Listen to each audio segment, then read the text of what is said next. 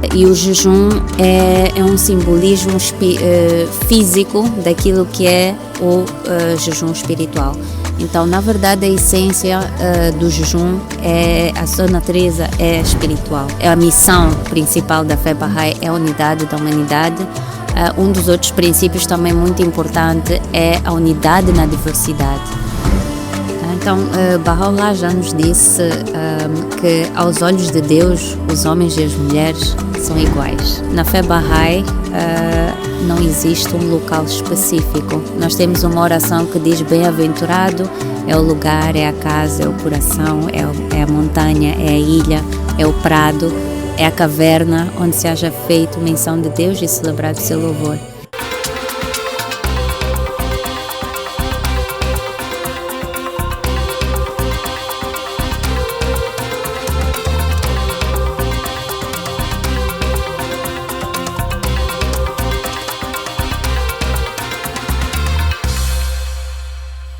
Mais uma vez, bem-vindo ao podcast Moçambique Primeiro.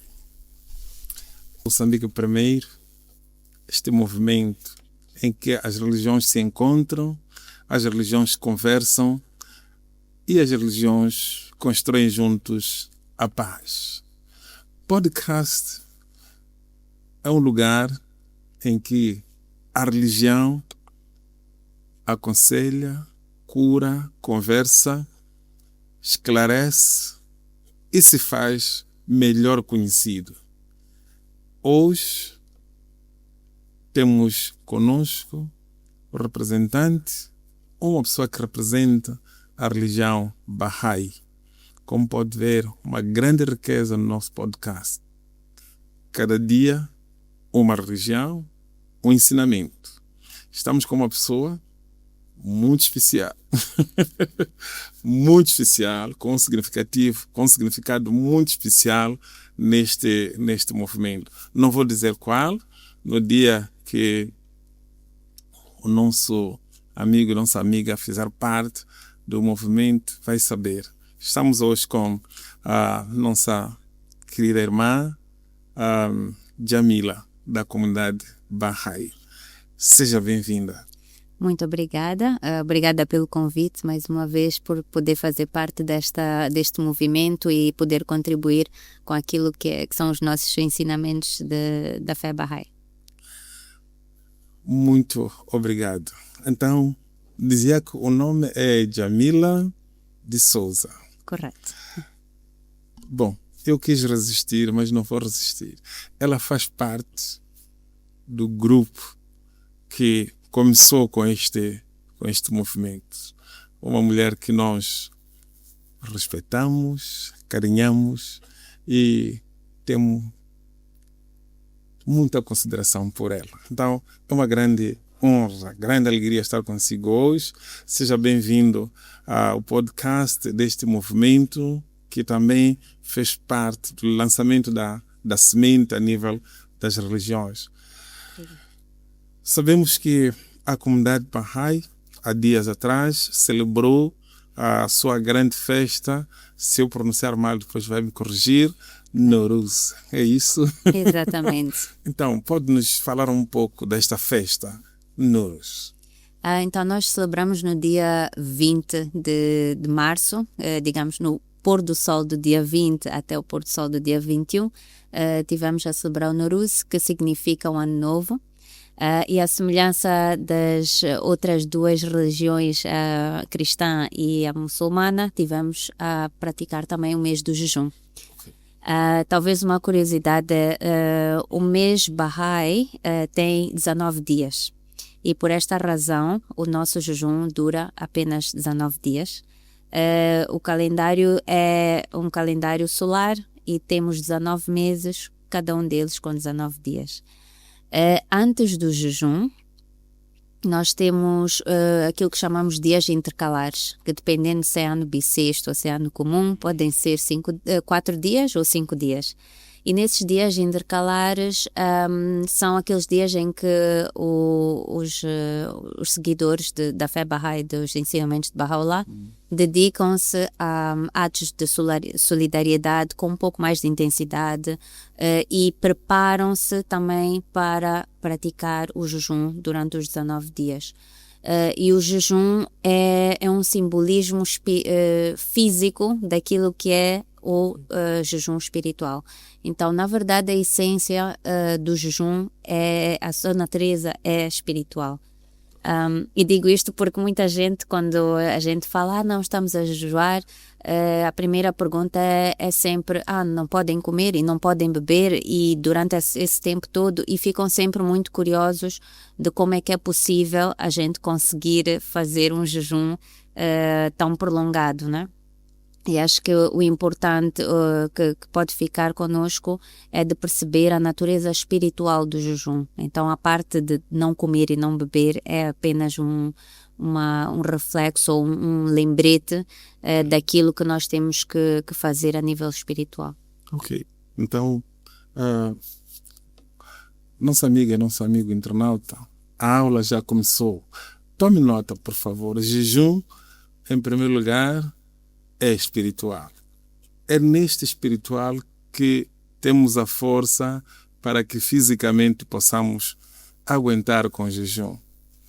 Continua aí, vamos continuando com esta nossa lição dada pela nossa irmã Jamila, neste período também que em Moçambique celebramos o mês da mulher, daí que ela está aqui a representar a mulher moçambicana, não é? Então, continue tomando nota. Então, para além disse que o calendário Bahá'í tem 19 dias e tem 19 meses. Correto. Então, o dia 20 era o final do ano para este caso. Exatamente. Tudo bem. É sempre no dia 20 de março ou estas datas? Então, nosso calendário, como segue o Sol, ele é sempre igual. Então, difere somente se é um ano bissexto ou se é um ano comum. Então, geralmente é no dia 20 e, em alguns casos, temos a celebração no dia 21. Então, a oscilação é sempre de um dia. De um apenas. dia. Exato. O calendário segue o Sol. Exato, exatamente. Então, temos os 365 dias e depois são distribuídos pelos 19 meses. Tá bom. Ok. Então, para além desta festa do Nuruz, temos outras festas na comunidade Bahá'í? Sim, então Baha'u'lláh, que foi o fundador da fé Bahá'í, decretou 9 dias sagrados para os crentes e para os seguidores de Baha'u'lláh. E estes 9 dias iniciam precisamente com o dia do Nuruz, que é a celebração do novo ano. Depois, os próximos dias sagrados que nós temos é aquilo que nós chamamos o Festival de Ridvan, que vai acontecer dentro de um mês, mais ou menos, que vai começar no dia 21 de abril, em que nós temos o primeiro dia de Ridvan, que é uma grande celebração, porque é o dia em que o fundador da fé Bahá'í, Baha'u'lláh, declarou a sua missão como um manifestante de Deus para esta era. E depois celebramos também o 9º dia do Ridvan, que calha a 29 de abril. E este 9º dia de Ridvan é o dia em que a sua família se juntou. Eu depois vou dar um pouquinho de contexto para perceberem. E depois, por fim, temos o dia 2 de maio, que é o último dia do Ridvan. Então, estes 3 dias marcam, digamos, os dias de maior celebração ou de encontros na comunidade para a celebração. O significado deste festival de Ridvan marca para já este anúncio de que Baha'u'lláh era o manifestante para esta era, mas também marca o momento em que ele foi exilado, em que foi expulso do seu país e foi decretado pelo Shah da Pérsia que ele deveria ser transferido para uma cadeia em Bagdade. Aliás, a sair de Bagdade. Então, durante este período, muitos dos seus seguidores e muitas das pessoas que o admiravam, porque ele era uma pessoa que estava sempre muito aberta para qualquer pessoa de qualquer religião ou de qualquer status econômico. E as pessoas queriam vê-lo e queriam se despedir dele, porque ele estava a sair com a sua família. Naquela altura toda a família ia também presa com as pessoas. Então eles passaram para uma zona, para um jardim, para poder receber estas pessoas todas. Então naquele primeiro dia foi quando Baha'u'lláh fez esta declaração. No 9º dia foi quando a sua família pôde se juntar a eles, porque estavam a fazer os preparativos para a viagem, porque naquela altura também tinham que percorrer a pé vários dias até chegarem ao destino. E o 12º dia marca então o final e a despedida destas pessoas com a família de Baha'u'lláh. Depois, logo a seguir, em maio, nós temos no dia 23 de maio, celebramos a declaração do Bab. E o Bab é também uma segunda figura bastante importante na fé Bahá'í. E o Bab significa a porta. Talvez salientar que Baha'u'lláh e Bab são títulos e não necessariamente os nomes destas figuras, mas são os títulos pelos quais estas são conhecidas.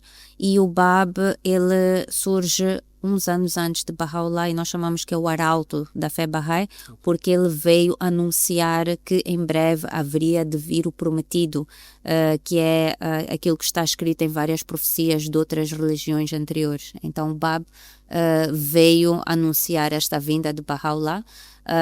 E no dia 23 de maio é quando se celebra o dia da sua declaração, que foi quando a primeira pessoa reconheceu a sua estação como manifestante de Deus. E foi a primeira vez que ele aí declarou também a sua missão como manifestante de Deus.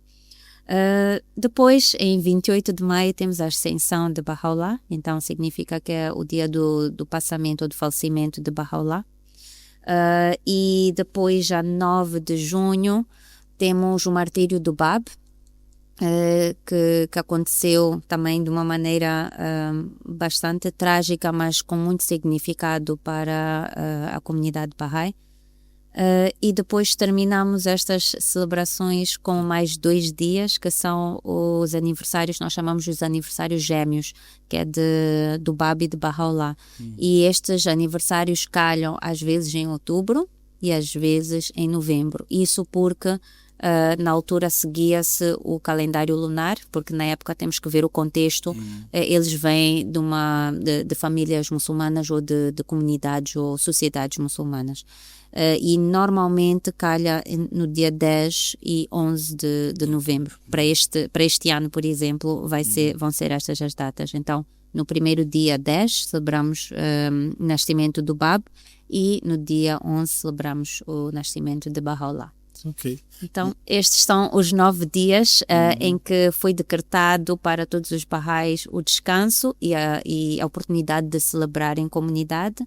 E depois só de mencionar que temos outros 2 dias que chamamos dias mais relevantes também, mas que não são necessariamente feriados, que é é da ascensão de Abdu'l-Bahá, que era o filho de Baha'u'lláh e foi quem depois conduziu a fé Bahá'í durante muitos anos. Então é para nós um exemplo das qualidades que todos nós deveríamos ter, aquilo que Deus nos exorta a ter. E depois também temos o dia do convênio. O dia do convênio marca o dia em que celebramos esta conexão e este compromisso que a humanidade tem com aquilo que são as ordens ou os comandamentos de Deus. Ok. Só uma curiosidade, 2 já, quem sabe até 3. Este festival, não posso falhar o nome, que começa no dia 21, é apenas para a comunidade Bahá'í ou é possível que outras pessoas que não sejam da comunidade façam parte? A seguir, quando fala da ascensão, podemos falar um bocadinho sobre isso da extinção. E, por exemplo, na religião islâmica, Deus chama-se Allah, não é? Cristianismo, Deus. E na religião islâmica, Bahá'í, como é que nós chamamos? Eram só essas três curiosidades. Okay. Então, respondendo à primeira curiosidade, quando estamos a falar do festival de Rizwan, desculpa, acho que perdi-me. Sim, essa de Rizwan, do dia 21 Do de dia abril. 21, sim. Então, quando estamos a falar do Rizwan, é como se estivéssemos a fazer uma comemoração histórica, que tem a ver com a história da fé Bahá'í, mas nenhuma das celebrações Bahá'ís é apenas para os Bahá'ís. Pode haver celebrações que talvez os Bahá'ís podem perceber um pouco mais ou valorizar um pouco mais, mas todas as celebrações Bahá'ís são abertas e nós até fazemos questão de poder convidar outras pessoas, porque é uma religião bastante recente, é uma religião que muita gente não conhece e então é um momento de celebração. Então há convívio, há sempre um momento devocional em que fazemos partilha de orações, canções. Então não há nada que não possa e não deva ser partilhado. E também aproveitamos para falar um pouquinho mais ou contar um pouquinho mais sobre aquilo que é a história da fé Bahá'í em si. Deixa-me só entregar o meu número, o meu contacto, quem sabe o convite chega para a festa do Rizwan, Festival do Rizwan. Com certeza. Obrigado. Já está convidado. Obrigado pelo convite. Depois a segunda questão em relação à ascensão. A ascensão é uma palavra uma terminologia que os Bahá'ís usam para indicar a ascensão da alma, então a elevação da alma. Quando quando estas figuras, por serem figuras mais importantes, usa-se esta terminologia. E é o momento no dia em que elas morrem, falecem, então ascendem aos reinos celestiais, aos reinos de Abá, como nós dizemos também. E é usada especificamente para a figura de Baha'u'lláh e para a figura do Bab. Exato. E o nome? E em relação ao nome, é uma questão de língua. Deus é Deus. Allah é árabe. Deus é português. God é inglês. Deus é espanhol e por aí adiante. Então, a fé Bahá'í vê Deus como um uno e vê a religião como uma só, em que cada manifestante de Deus ou cada profeta vem como um professor que vem trazer uma atualização à humanidade. Então, aquilo que chamamos de Deus é exatamente o mesmo que qualquer uma das outras religiões se estaria a referir. É o Criador, é esta entidade máxima. Com todas as qualidades que as palavras não podem descrever, porque Deus é acima de tudo isso. Muito importante. Um único Deus. Sim. Para as diferentes religiões, segundo as palavras da nossa convidada Jamila, mas que em cada língua esse Deus vai receber um nome. Mas estamos a falar do Criador. Daí que as diferentes religiões juntam-se no movimento Moçambique primeiro, reconhecendo que é apenas um Deus, mas que podemos chamar dependendo da língua. Se formos aqui Moçambique, temos Chiquembo, Culucumba, Moluco, daí em diante. Então, muito, muito obrigado. Não sei se há mais queria acrescentar mais alguma coisa em relação a esta questão das festas. Por exemplo, a comunidade Bahá'í tem alguma vestimenta própria que nós podemos olhar e dizer, ok, aquela é a comunidade Bahá'í. Não, a comunidade Bahá'í, ela surge para unificar a humanidade. Um dos princípios fundamentais é a unidade, a missão principal da fé Bahá'í é a unidade da humanidade. Um dos outros princípios também muito importante é a unidade na diversidade. E porque é uma religião que é para todos e que deve abraçar todos, as diferentes culturas devem ter espaço para poder se manifestar. Então, é muito bonito ver em alguns dos encontros internacionais de podermos ver cada pessoa com a sua vestimenta tradicional e cada um é representado da maneira que vem ou da sua cultura. Então não há esta imposição de vestimenta que indique ou que qualifique ou que identifique os Baha'is. Os Baha'is são iguais a qualquer outro cidadão ou outra pessoa. Depois outro ponto é que a fé Baha'i não tem clero. Nós não temos pastores, não temos imãs, não temos sheikhs, então todos nós estamos exatamente com a mesma estação, ou temos a mesma importância, porque o trabalho que tem que ser feito para unificar a humanidade é de todos, a responsabilidade é de todos, não podemos deixar nas mãos de um grupo ou de uma pessoa para levar este trabalho, é responsabilidade de cada um de nós, desde as crianças até aos mais velhos, as mulheres e os homens, todos têm a sua responsabilidade. Então existem instituições que fazem a parte administrativa da fé, mas a nível de pessoas ou de entidades, nós não temos ninguém que é acima do outro ou que tem mais responsabilidade do que o outro. Então, não temos lideranças nesse sentido e não temos também rituais.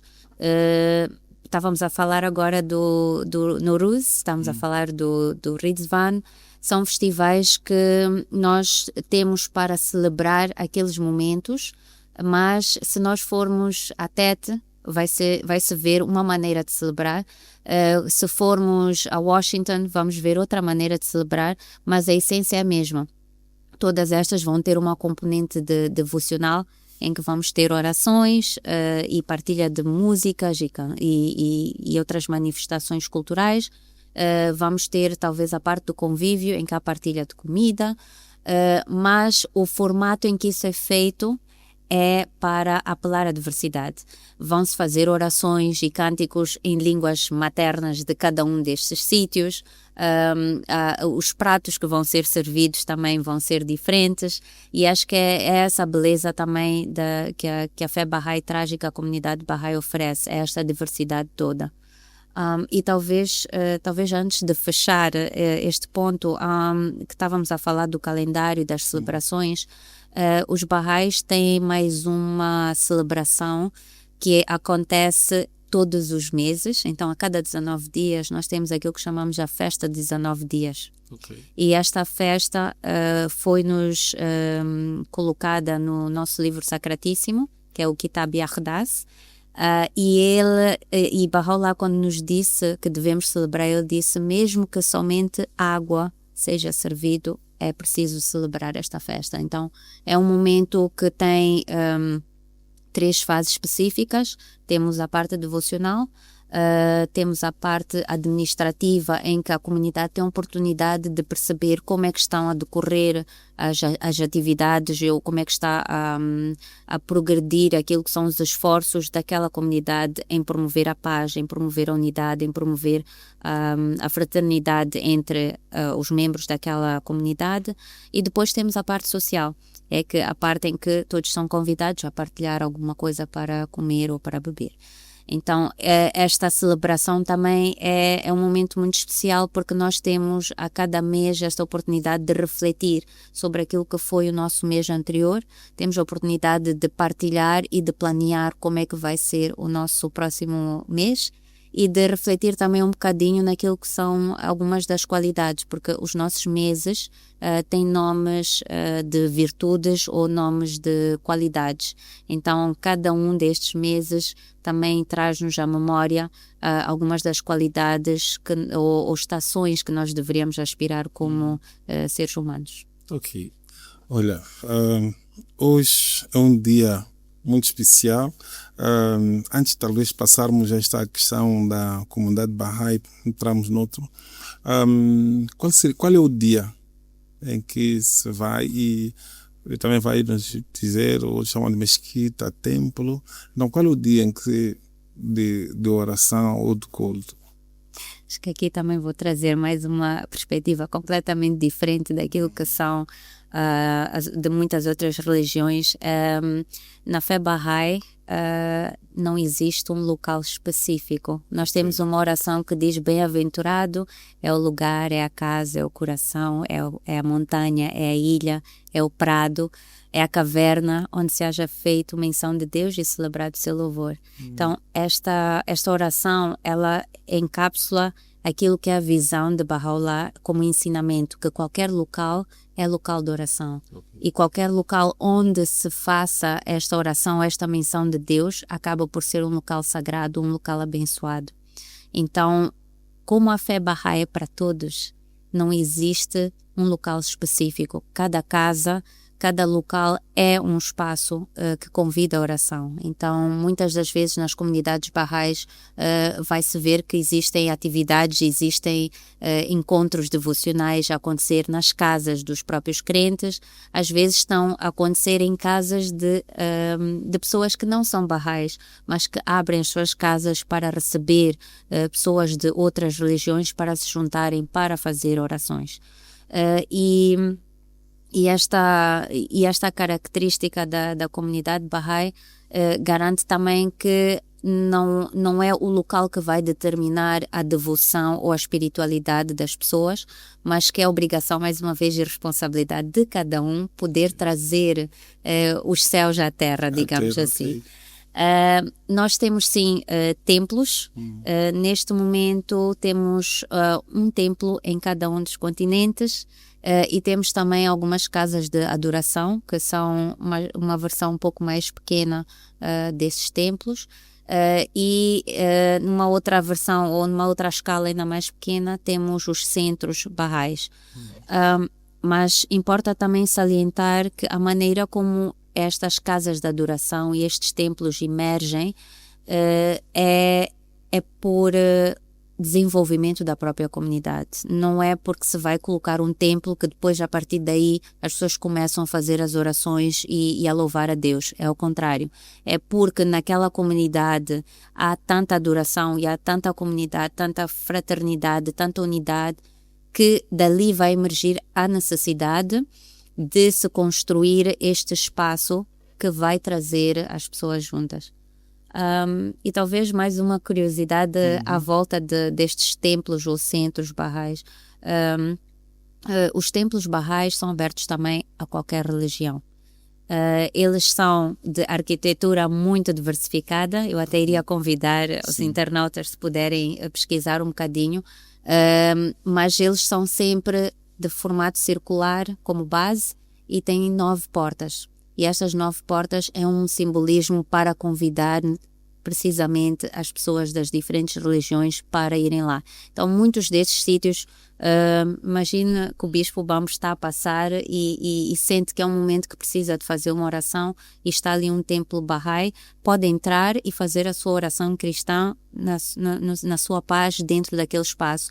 E dentro daquele espaço pode estar a encontrar pessoas de muitas outras religiões a fazerem as suas orações. Então, é um momento, é um refúgio que está aberto a qualquer pessoa que queira se conectar com Deus naquele momento. E o dia? Qualquer dia. Qualquer dia, qualquer hora é momento de oração. Nós não temos nenhum dia específico indicado para fazer orações ou para nos juntarmos em oração.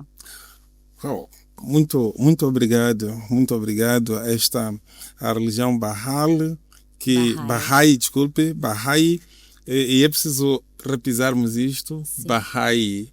Sim, porque Bahá'í é um significado completamente diferente. Bahá'í é uma palavra árabe que significa glória de Deus. Okay. E em alguns outros livros, talvez noutras línguas ou noutras denominações, como eu falei antes das profecias, eu não sou muito perita nas profecias, mas já vi algumas passagens que fazem menção desta glória de Deus, mas noutras palavras. É por isso que é importante também distinguir o significado. Do Bahá'í. Bahá'í. Uma religião que fala da unidade na diversidade, não é? E nós percebemos ao longo desta explicação. Então estamos aqui com uma mulher nesta unidade na diversidade, tendo em conta o nosso país, como é que, como mulher, olha para a questão do papel da mulher, tanto na religião, não é? Na promoção dos valores religiosos, não só religiosos Bahá'í, mas da religião no seu todo, assim como na promoção dos valores éticos, morais e da própria paz. Então, Baha'u'lláh já nos disse que aos olhos de Deus, os homens e as mulheres são iguais. Okay. Não há distinção. E há uma passagem que eu gostaria de ler, que eu gosto muito, que desde que ali tocou-me muito, que é uma passagem de Abdul Baha, que fala... Na fé Bahá'í, acho que no geral, se as pessoas forem pesquisar os diferentes textos que existem, estão disponíveis, vai-se perceber que há muitas comparações com aspectos da natureza, porque é uma maneira também muito simples de nós entendermos alguns desses conceitos mais profundos e muito abstratos. E há esta comparação do homem e da mulher como asas de um pássaro. Então eu gostaria de ler esta passagem, porque acho que a mim ressonou e eu percebo melhor quando se está a tentar falar de como é que as mulheres e os homens podem ter estes direitos iguais. Então diz que o mundo da humanidade tem duas asas. Uma é a mulher e a outra é o homem. Enquanto ambas as asas não forem igualmente desenvolvidas, o pássaro não poderá voar. Se uma asa permanecer fraca, o voo é impossível. E acho que nos debates de igualdade de género há sempre muita luta. Parece que há sempre muito confronto entre estas duas partes. Tá bom. E com esta passagem percebe-se que não adianta fazer esta luta, porque as duas têm que estar fortes e uma tem que ajudar a outra a ficar forte. Tá bom. Não é uma competição. Simplesmente o pássaro não vai voar se uma das asas estiver quebrada ou se uma das asas estiver com defeito. Então eu gosto muito de pensar nesta analogia, porque faz-me perceber, quando falamos somos irmãos, o que isso significa? Quando estamos a dizer que estamos lado a lado, ombro a ombro, o que isso significa? E no voo de um pássaro é uma visão muito clara para mim, de ver como é que esse voo pode ir pleno e bem alto quando estas duas componentes estão em harmonia. Então é mais ou menos assim que eu vejo o papel ou a função do homem e da mulher. E mais uma vez, como acontece com os debates religiosos, a gente foca sempre naquilo que é diferente. E há muita coisa que nós temos em comum. E não estamos a dizer que somos iguais, porque não somos. Há qualidades que as mulheres têm que os homens não têm tão desenvolvidas. E há qualidades que os homens têm que as mulheres não têm tão desenvolvidas. Então, como é que a gente pode pensar em compensar estas qualidades? Quando é que uma coisa entra mais à frente, avançado por um, e quando é que é o outro que tem que entrar, não é? Então é importante, acho que, haver este equilíbrio e este balanço para conseguirmos alcançar esta igualdade, e só depois daí começar a dar os passos para esta paz, porque acho que uma das premissas também é a unidade. Enquanto o homem e a mulher estiverem em contenda, não podemos alcançar esta unidade, e sem esta unidade não podemos alcançar a paz. Uau! Duas asas do mesmo pássaro. As duas devem estar bem para que o pássaro possa voar. Reconhecemos e lembramos que teve um papel muito importante no início deste movimento Moçambique primeiro, devido às ocupações, mas então não podíamos fechar esta nossa conversa sem que fizéssemos esta pergunta, que é: qual é o seu sonho em relação a Moçambique primeiro? Acho que antes de responder essa pergunta, eu gostaria de ler mais uma citação. Sim. Porque estávamos a falar de um aspecto da paz, que seria de criarmos esta unidade entre homens e mulheres, não é? E acho que é muito oportuno também esta outra passagem que eu vou ler, porque ela fala do papel da religião. E muitas das vezes a religião é o motivo ou a desculpa para haver discórdia e para haver guerras no mundo. Então eu gostaria de ler esta passagem de Baha'u'lláh, e ele diz-nos que o propósito da religião, conforme revelado pelos céus como santa vontade de Deus, é estabelecer a unidade e a concórdia entre os povos do mundo. Não permita que ela seja a causa de dissensão e conflito. Então esta acho que é uma premissa importante de perceber. E depois também no nosso livro Sacratíssimo, como uma lei, né? Porque o nosso livro Sacratíssimo é a base das leis, diz-nos ao povo, então isto é uma ordem, né? Divina, convivam com os seguidores de todas as religiões em espírito de amizade e fraternidade. Assim, a estrela da manhã de seu mandamento celestial brilhou acima do horizonte de sua santa vontade, para que os corações dos homens se unam. Não permitam que isso seja causa de dissensão e contenda.